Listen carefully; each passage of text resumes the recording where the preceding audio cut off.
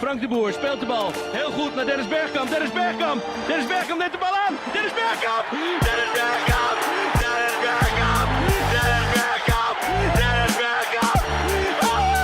Exagerarlo para Fabinho. Se le escapa la pelota y va Modric. Va. Señoras y señores, va Modric. Va. Habilita a Vinicius. Va Vinicius. Vino para Benzema.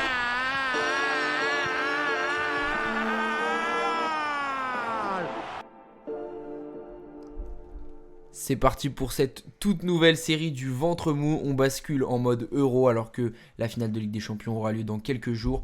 On se projette déjà dans la compétition internationale qui nous attend, qui commence dans 2 semaines en Allemagne. On va vous faire des petites previews poule par poule et on aura une petite surprise également avant le coup d'envoi de la compétition. Aujourd'hui, on commence directement dans le dur avec la poule A, la poule de l'Allemagne. Mais avant ça, je vais accueillir Aurélien, aujourd'hui présent, de retour après son absence la dernière fois. Comment ça va, Aurélien ? De retour avec des poils de torse. Exactement. Let's go. Et des kilos en plus. C'est pas du muscle. Alors aujourd'hui, donc la poule A, directement dans le vif du sujet. La poule A avec l'Allemagne qui reçoit à domicile l'Allemagne entre incertitude et promesse. Il y aura également dans cette poule la Suisse qui avait éliminé la France lors de la dernière édition, vous vous en souvenez tous. Mais également l'Écosse. Et la Hongrie, c'est d'abord, on peut en parler un peu globalement, c'est peut-être pas la poule la plus homogène ou la plus groupe de la mort, entre guillemets, même si j'aime pas trop cette étiquette sur le papier, mais il y a quand même des oppositions qui vont être très très intéressantes. Qu'est-ce que t'en penses ? Bah franchement, en regardant de plus près, ça peut être plus équilibré que ce qu'on peut penser, même si je pense qu'on le verra après nos différents avis qu'on donne sur les équipes qu'on a choisies, mais il y a un favori certain et après à fixer qui sera le second. Mais Ouais, rapidement juste, bon je rappelle les modalités, je pense que vous êtes au courant. Donc l'Euro, il y a 6 poules de 4, 24 équipes. Les 2 premiers de chaque poule sont automatiquement qualifiés et règle qui veut protéger les plus forts, on va faire plein de matchs. Les troisièmes, 4 des 6 troisièmes sont qualifiés, donc les 4 meilleurs troisièmes, et pour ça on prend le classement dans toutes les poules. Donc on peut pas faire de règle générale, mais globalement si tu as 4 points et que tu es troisième ou plus, 5-6, tu es qualifié sans aucun doute. En général, c'est autour d'équipes qui sont à 3 points et un goal average négatif que se joue la bascule entre qualifiés ou éliminés. Donc globalement, il y a quand même beaucoup de chances d'être qualifié, puisque 2 tiers des équipes passent. On en élimine seulement 8. Donc les phases de poule sont aussi un moment important derrière pour déterminer le tableau final à partir des 8e de finale, avec bien sûr les premiers qui vont affronter majoritairement des 3e et inversement. Bon bah écoute, c'est parti, on va passer sur une présentation par équipe. Alors je te donne la main, donc tout de suite tu vas nous présenter l'Écosse. alors l'Écosse qui est peut-être le plus favori dans l'autre sens, puisque c'est sûrement le plus probable pour finir dernier de ce groupe. Ouais. Pour commencer, on va peut-être parler des résultats et de comment se sont passées les qualifications. Les qualifications donc avaient lieu jusqu'en 2023, se sont passées super bien. C'était dans le groupe de la Norvège, de la Géorgie et de l'Espagne. Je dirais qu'il y a eu une victoire contre la Géorgie, une égalité contre la Norvège et un dernier match sans grands enjeux où ils ont battu l'Espagne.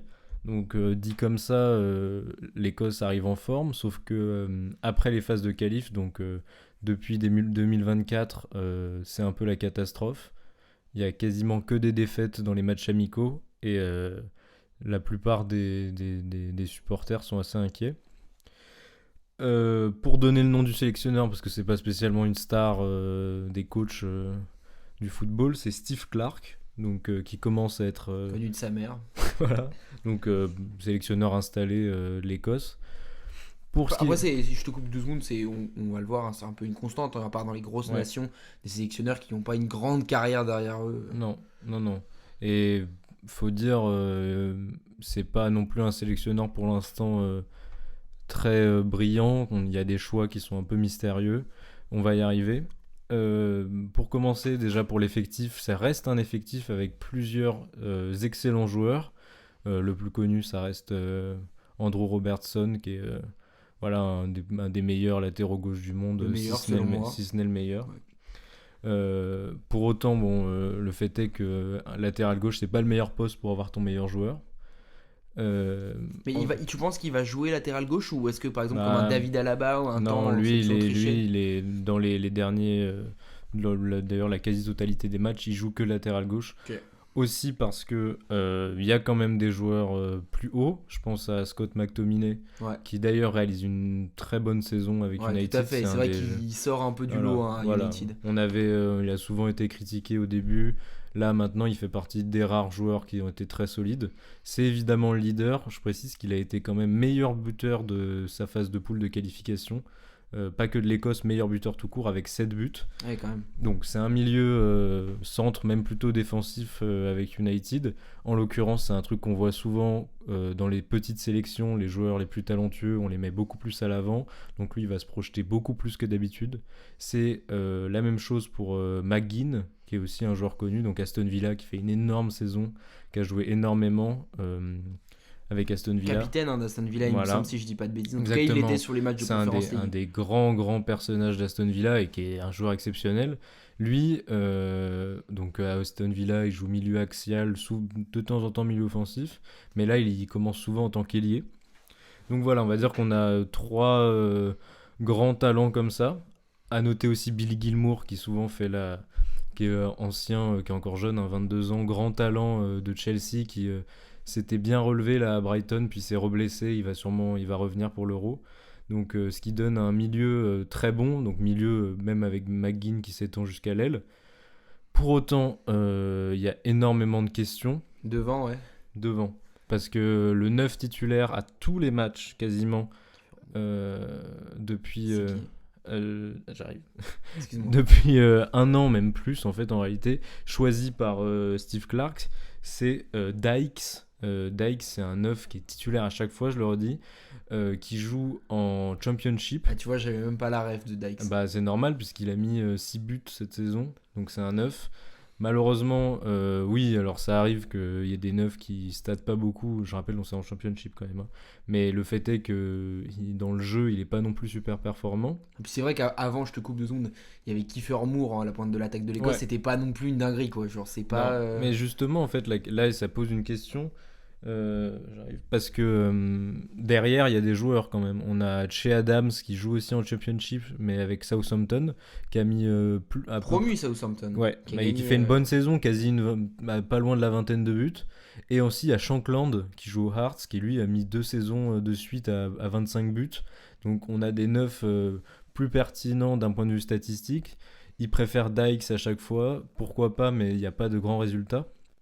Donc offensivement c'est assez pauvre, et défensivement on avait Kieran Tierney, mais il n'a pas été sélectionné au final à cause de blessures. Ok, ça peut compter. C'était un joueur plutôt pertinent, lui justement latéral gauche, mais qui en sélection était mis défenseur central. Ok, ouais, c'est vrai que c'est une absence qui peut peser, même s'il fait pas sa plus grande saison. Il me semble qu'il est à la Real Sociedad là, ou derrière nous. Ouais, mais il s'est blessé constamment. Ouais, compliqué.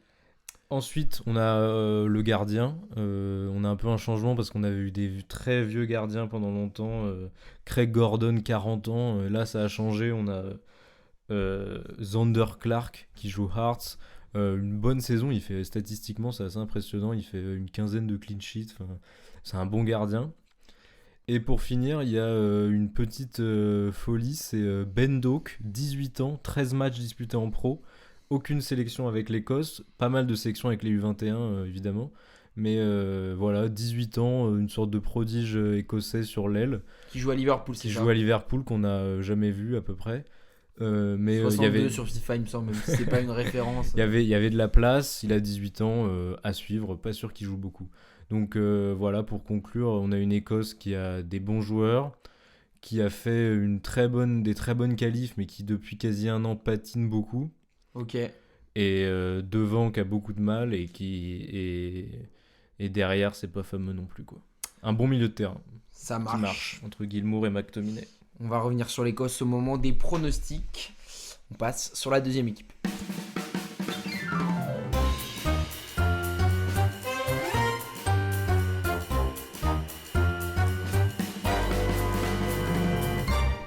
Alors, on a fait l'Écosse, on va faire dans l'ordre dégressif des favoris, disons, même si je pense qu'on peut placer la Hongrie, la deuxième équipe que je vais vous présenter, à peu près donc au même niveau d'attente que l'Écosse. Alors, pour replacer déjà un peu dans le contexte, la Hongrie, ça va être son 6e Euro dans l'histoire, le 3e consécutif. Donc, la Hongrie qui a profité de l'élargissement à 24 places pour se stabiliser. Leur meilleur résultat, c'était 3e en 1964. Leurs résultats, ils avaient été éliminés en poule en 2020, mais souvenons-nous, ils étaient dans la poule de la France, de l'Allemagne, du Portugal. Ils avaient d'ailleurs posé beaucoup de problèmes à l'équipe de France lors du match à Budapest. Et en 2016, ils avaient été éliminés par la Belgique en 8e de finale. Donc c'est une équipe qui commence à s'installer. Globalement, ils ont été, si on parle de la Coupe du Monde, ils ont été finalistes en 1938 et 1954, mais pas sûr que ça nous intéresse spécialement pour cet Euro. Leur dernière qualification, elle remonte à 1986. En ce qui concerne donc les phases de poule, on l'a vu avec l'Écosse, c'est un élément important mais pas non plus déterminant. À noter tout de même que la Hongrie a terminé premier de sa poule de qualification, une des poules les plus faibles sans aucun doute, devant la Serbie, le Monténégro, la Lituanie et la Bulgarie. Mais ce qui est assez impressionnant de la part de la Hongrie sur cette phase de qualification, c'est qu'elle a terminé invaincue, 5 victoires pour 3 nuls, dont une double victoire face à la Serbie qui finit deuxième de la poule. Et ça, c'était quand même un adversaire majeur qui était chapeau 1 des équipes de qualif. Donc cette équipe hongroise, elle est emmenée par Marco Rossi, qui est un sélectionneur italien qui est en poste depuis juin 2018. Là encore, comme beaucoup de sélectionneurs, il n'a pas fait un grand parcours en club, mais il s'est affirmé assez rapidement comme un sélectionneur. Il a quand même été champion de Hongrie 2017 avec le Honvéd, ce qui d'ailleurs l'a amené à diriger la sélection. Tactiquement, alors c'est assez difficile de définir la tactique pour certaines équipes. Pour la Hongrie, au contraire, c'est plutôt clair. Donc globalement, depuis plusieurs années, on est sur un 3-4-2-1. Donc une défense à 3, globalement, c'est ça qu'on va retenir. Avec la volonté d'avoir une belle solidité défensive et faire mal en contre. Le sélectionneur, il est très apprécié en Hongrie, mais comme beaucoup, c'est surtout en tant que meneur d'hommes, peut-être plus que tacticien, qui s'est affirmé. Donc ces principes de jeu, ils ont été plutôt mis en valeur, on va dire, pendant les qualifs, parce qu'ils ont marqué 16 buts, donc 2 par match, pour seulement 7 encaissés. C'est plutôt un bilan honorable. Bon, on va passer un peu à l'effectif, parce que concrètement, c'est ça qui va nous intéresser. Alors à première vue, on se dit la Hongrie, ouais, bon. Et finalement, quand on rentre dans les détails, il y a quand même des joueurs plutôt intéressants. Donc vraiment l'idée de cette sélection hongroise, c'est de s'appuyer sur une colonne vertébrale, à l'exception d'un joueur Bundesliga. Ça va être beaucoup des joueurs qui vont jouer en Bundesliga. Bon, il y a une vraie proximité avec l'Allemagne, pareil pour le championnat, des joueurs autrichiens, etc., qui essayent d'avoir des passerelles. C'est Gulacsi dans le but, donc gardien expérimenté de Leipzig, qui est revenu titulaire depuis quelques mois dans son club allemand. Une défense centrale, Orban, Szalai, Dardai. À part peut-être Orban, c'est pas forcément des noms qui vont vous dire beaucoup, mais c'est des références, disons, au niveau allemand, qui jouent à Leipzig, à Fribourg et au Hertha Berlin en deuxième division. La faiblesse, peut-être, en tout cas ça l'était les dernières années, c'est au niveau des pistons. Finalement, avec du recul, on se dit que c'est pas si mal. Il y a Loïc Nego, franco-hongrois, qui est le piston droit du Havre et qui est donc piston droit en équipe hongroise, et Kerkez, le prometteur, le latéral gauche de Bournemouth. Donc là, ils se sont plutôt renforcés. Et en termes de milieu de terrain également, c'est très intéressant, avec bien sûr la star de l'équipe, Szoboszlai de Liverpool, qui a un rôle très, disons, d'électron libre au sein de cette équipe, mais également des joueurs comme Szalai, milieu de terrain titulaire à Fribourg. Le problème peut-être pour cette équipe hongroise, c'est l'absence de numéro 9, globalement, à la pointe de l'attaque, qui fait peser une certaine incertitude, je pense. Après, moi j'ai vraiment envie de mettre en avant le collectif dans cette équipe de Hongrie, qui, à mon avis, on en reparlera pendant les pronos, peut déjouer quelques pronostics dans un groupe qui finalement, derrière l'Allemagne, semble assez ouvert. Donc le calendrier de la Hongrie, c'est d'abord ils vont jouer la Hongrie et Israël, l'Irlande et Israël en match amicaux juste avant l'Euro, depuis très opposés politiquement en ce moment. Et ils joueront d'abord la Suisse, puis l'Allemagne, puis l'Écosse. Et je pense que ça peut être un calendrier assez favorable. Voilà pour la Hongrie. Alors, là, je vais attaquer la Suisse. Donc, dans l'ordre qu'on a fait, ce serait potentiellement le second, normalement, dans ce groupe. Or, c'est vrai que ça l'est quasiment évidemment si on regarde l'habitude avec laquelle la Suisse passe les poules de manière générale. On se rappelle en 2021 le parcours pas mal qui s'était terminé par l'élimination au tir au but en quart de finale par l'Espagne. Donc tout ça était très encourageant, sauf qu'il y a eu un changement de coach. Aujourd'hui, le coach, c'est Murat Yakin. Autant dire que c'est quasiment une catastrophe. Ça fait pas l'unanimité. Ouais, pas du tout. Même à l'intérieur du vestiaire, apparemment, il a été lâché. Même Granit Xhaka avait fait des mauvais commentaires en interview, ce genre de choses. Il faut dire, il y a de quoi, parce que la qualification s'est faite tout juste. Il avait failli carrément démissionner à ce moment-là. Mais ils sont bien là, dans un groupe qui risque d'être compliqué, avec un effectif qui a du mal. Pourquoi ? Parce que c'est bizarre, il y a quand même des grands cadres. Akanji notamment, qui est un des meilleurs défenseurs centraux du monde, qui est exceptionnel et très intelligent. Granit Xhaka qui fait lui aussi la meilleure saison de sa vie quasiment au Bayer Leverkusen. Fantastique cette année, Granit Xhaka. Très très fort.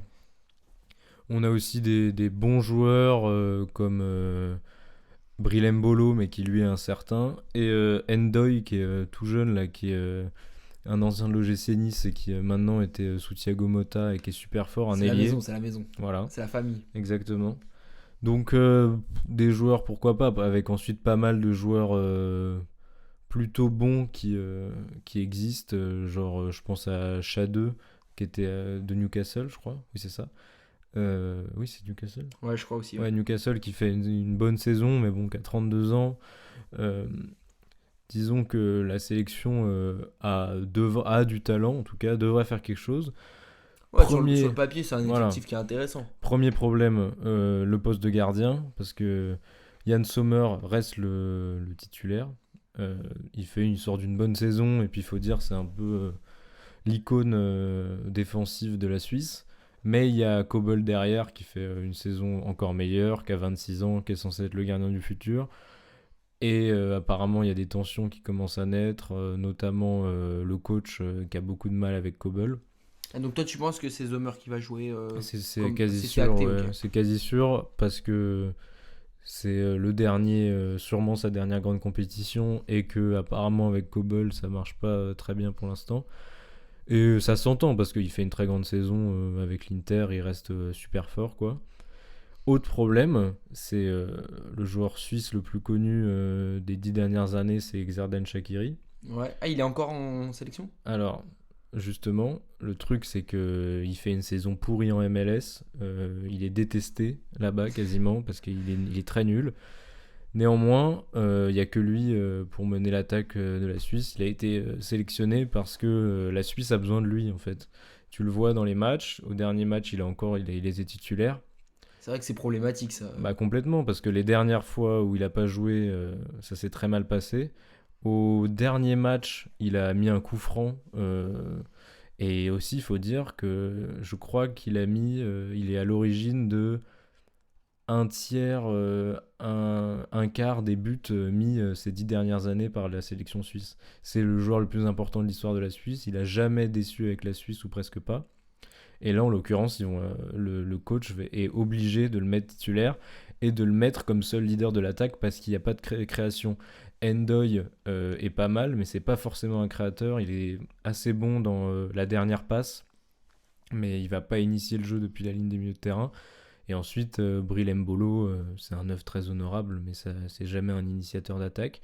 Et tu le vois dans les matchs, tout passe encore par Shaqiri dans l'attaque, parce que les joueurs de talent qu'il y a, comme Granit Xhaka, sont plus du tout. C'est vrai qu'au début de sa carrière, Xhaka était vendu un peu comme un dribbleur très talentueux, avec un sens de la passe. Aujourd'hui, c'est plus un très bon relayeur, qui va être très fort aussi dans la défense. C'est quelqu'un qui va jamais faire d'erreur, mais c'est pas quelqu'un qui initiera une attaque. Donc on va dire que défensivement c'est plutôt solide. Par contre offensivement on se repose sur quasiment exclusivement, en tout cas à la création, sur un seul joueur de 32 ans qui fait une saison très mauvaise, quoi. Mais bon, donc on va dire que ça reste plus stable que l'Écosse, avec par contre, un coach avec qui ça marche pas. Ouais, et puis son lot d'incertitudes quand même. Et beaucoup d'incertitudes, notamment avec la blessure potentielle d'Embolo, où là, ce serait vraiment dur, quoi. Ok, super, merci donc pour la Suisse. Et puis on va finir donc directement sur la dernière équipe, le gros morceau de cette poule, le favori qui est à domicile, donc l'Allemagne. Bon, l'Allemagne, pour la replacer dans un contexte entre guillemets un peu historique et en tout cas des dernières performances internationales, bon, l'Allemagne c'est triple vainqueur de l'Euro, hein, 72, 80 et 96, quadruple vainqueur de la Coupe du Monde, mais surtout plus globalement sur l'Euro, c'est 3 demi-finales sur les 4 dernières éditions. À noter tout de même qu'ils ont été sortis par l'Angleterre 2-0 à Wembley l'année dernière en 8e de finale. L'Allemagne, c'est toujours un favori. Enfin, j'ai envie de dire évidemment dans les compétitions internationales. Mais si on remarque bien, depuis 2016 et la demi-finale perdue au Vélodrome à Marseille contre l'équipe de France, il n'y a pas eu de réussite. Il n'y a eu que des flops globalement. Notamment la Coupe du Monde 2018 ou encore celle de 2022 où ils n'ont pas passé les poules. Donc voilà, c'est un favori, mais avec également son lot d'incertitudes. Comme beaucoup d'équipes dans cet Euro, on aura le temps d'y revenir. Bon, alors les qualifications, je ne vais pas en parler longtemps étant donné qu'ils ne les ont pas faites. Ils étaient qualifiés d'office en tant qu'organisateurs. Ça nous permet justement de prendre un peu plus de temps pour parler notamment du sélectionneur. Donc le sélectionneur, c'est Julian Nagelsmann, depuis septembre 2023 en remplacement d'Hansi Flick, qui est aujourd'hui devenu coach du Barça, enfin aujourd'hui il y a quelques jours. Nagelsmann, pour ceux qui ne le connaissent pas, c'est un jeune coach extrêmement prometteur qui est coach en Bundesliga depuis un peu plus de ses 30 ans, donc très très jeune, qui était à Leipzig, très prometteur, qui a signé au Bayern, mais qui a connu une réussite assez moyenne, une performance assez mitigée avec le Bayern. Donc ça demeure un coach très prometteur, notamment tactiquement, mais on attend encore une certaine confirmation. Donc il a fait que 6 matchs sur le banc de l'Allemagne, mais notamment 2 victoires très prometteuses dernièrement lors du dernier rassemblement. Ils ont battu 2-0 l'équipe de France et 2-1 contre les Pays-Bas. Donc la question un peu à se poser autour de Nagelsmann, c'est est-ce qu'il aura réussi d'ici à l'Euro à véritablement marquer de son empreinte cette équipe? Moi je pense que si c'est le cas, si effectivement on peut observer un véritable apport de Nagelsmann sur son équipe, l'Allemagne sera un candidat très sérieux, surtout qu'elle est à domicile, pour aller très loin. Mais bon, là encore une fois, il y a encore beaucoup d'incertitudes. Donc en ce qui concerne l'aspect tactique, bon, c'est plus l'Allemagne des années 80, mais on garde quand même quelques grands principes, c'est-à-dire la défense à 4 normalement, probablement autour d'un 4-2-3-1 ou d'un 4-3-3, tout dépend comment on positionne le milieu de terrain. Et Nagelsmann, il a fait le pari de s'appuyer notamment sur le retour de joueurs d'expérience, j'y viens pour les noms. Donc globalement, les tendances de l'effectif pour l'Allemagne, on a l'abondance de milieu de terrain, ce qui peut justement être assez pratique dans un 4-2-3-1, là où les excentrés peuvent presque être des milieux de terrain. Mais il y a la question du numéro 9 notamment, qui est peu claire, comme dans beaucoup de sélections, j'ai un peu l'impression. Bon, si on prend ligne par ligne, globalement, pour vous présenter cette équipe d'Allemagne, donc sur le premier point, donc dans les buts, il y a Neuer et Ter Stegen. Là encore, un peu comme Jan Sommer avec la Suisse, on devrait avoir Neuer, sûrement pour une dernière grande compétition. Moi, je pense personnellement que sportivement, ça se défend également. Ça n'enlève rien à Ter Stegen, mais le gardien de l'Allemagne, c'est Neuer. Et ne pas mettre Neuer, ça pourrait avoir des conséquences très négatives, je pense, sur le groupe et sur l'opinion publique. Alors, en défense centrale, c'est pas mal. On a Rüdiger, on a Schlotterbeck et dans une moindre mesure, on a Jonathan Tah. Donc, on a des références, on a de quoi être très solide en défense centrale. Mais en revanche, le gros point faible de cette équipe d'Allemagne, la grosse interrogation, elle est autour des latéraux. À droite, pressenti d'avoir Joshua Kimmich qui descendrait en latéral droit comme il le fait de temps à autre. Mais on a vu, notamment face à Vinicius en Ligue des Champions, que c'est extrêmement compliqué pour lui. Et on n'a personne d'autre en fait à droite, sinon... Ça pourrait faire jouer Benjamin Henrich, l'ancien monégasque, mais c'est quand même pas du standing de certains des autres joueurs du 11. Et à gauche, c'est pareil. Ça va se jouer probablement entre Mittelstädt et Robin Koch. Donc, pour dire qu'il y a des vraies lacunes à ce niveau-là. Au milieu de terrain, donc le retour des anciens dont je parlais, c'est le retour de Toni Kroos et de Thomas Müller. Donc, Toni Kroos dans une dernière compétition avant d'arrêter sa carrière. Et puis Thomas Müller, l'inoxydable. À cela s'ajoute une liste de milieux. Donc on a Gundogan et Andrich qui fait une très grosse saison avec Leverkusen. Gundogan, bon, vous connaissez. Et également des milieux offensifs avec Wirtz, Musiala, Sané. C'est vraiment, il y a beaucoup de qualité dans ce milieu de terrain, mais il va falloir réussir à l'organiser. En revanche, à la pointe de l'attaque, là c'est compliqué. Qui est-ce qu'on fait jouer ? Est-ce qu'on fait jouer Füllkrug ? Est-ce qu'on fait jouer Dennis Undav ? Est-ce qu'on fait jouer Kai Havertz ? Ou est-ce qu'on fait jouer même Thomas Müller ? La question n'est pas tranchée. Bon, si on suit la tendance des derniers matchs amicaux, ce serait plutôt Kai Havertz en pointe de l'attaque, mais c'est pas un vrai neuf. T'as déjà beaucoup de milieux, tu fais un mec qui va rentrer dans le jeu encore. C'est un peu compliqué, ouais, cette organisation tactique. Toi, je sais pas ce que t'en penses, mais c'est vrai que Füllkrug, moi, j'aurais envie de le dire, j'aurais envie de le voir jouer, mais en même temps, il est indéniable qu'il ne s'impose pas non plus comme indiscutable dans le 11. Hein. Non, et puis malgré ce qu'on a vu récemment en demi-finale de LDC où il a été pas mauvais, c'est un joueur qui fait une assez mauvaise saison, donc il a pas non plus ça pour lui, quoi. Après, c'est vrai que ça dépend ce que recherche Nagelsmann. S'il veut un 9 pivot plus classique avec une force de tête, Füllkrug s'impose.